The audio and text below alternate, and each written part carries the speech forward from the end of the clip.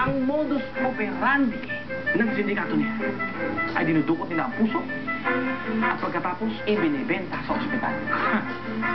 Chief, excuse me. Mali ang teorya ni Jericho. Imposible na sindikatong gumawa niyan. Ang gumawa niya ay manananggal. Thomas, paano mo nasabing manananggal? 6 na tanod ang namatay. Ha? Ano yun?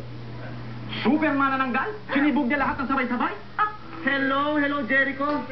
Chief, makinig kayo sa akin. Imposibleng sindikatong gumawa niyan. Kung sindikato man ang gumawa niya, maraming tagtad ng bala sa katawan. Ayon sa medical legal, napatayan sa pagsakal, sabay pinagdudukot ang mata, ang puso.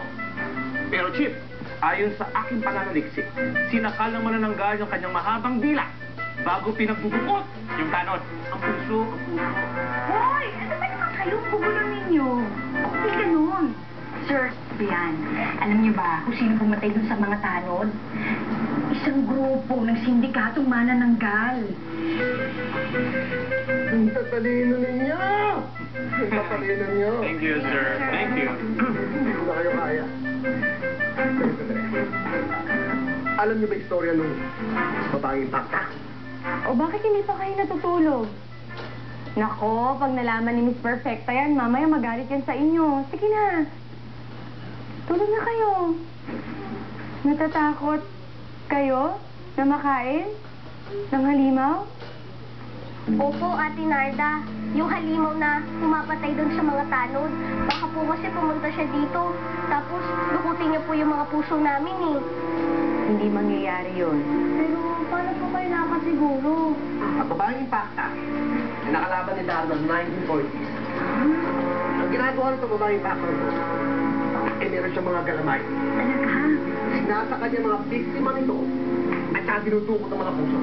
Chief, ang ibig sabihin, may grupo ng sindikato na nagpapanggap na babaeng impacta. Wala sindikato, wala manananggal. Ang pumunta dito sa mga tanod, ay babaeng pakta. Chief, excuse me po. Magbabati na po ako. Itong diaryong to, 1940s pa. Anong year na ngayon? 2009 na po. Ang ibig sabihin, may gumagala sa San Martin na isang LBM. Ano yan? Lolang babaeng empakta. Isa ka pa. Ha? Wala man yun yung BCM yung ayos. Nakalimutan niyo ba yung story ni Sandingko? Na may sumalakay na 4 na halimaw. Yung babaeng halimaw sa San Martin. At malamang, isa dito, yung babaeng impacta. Which means, hindi tumatanda ang babaeng impacta. Yes. Yes? Dahil kumakain siya ng puso ng tao? Ano pala yung ibig sabihin ng young at heart? Love it.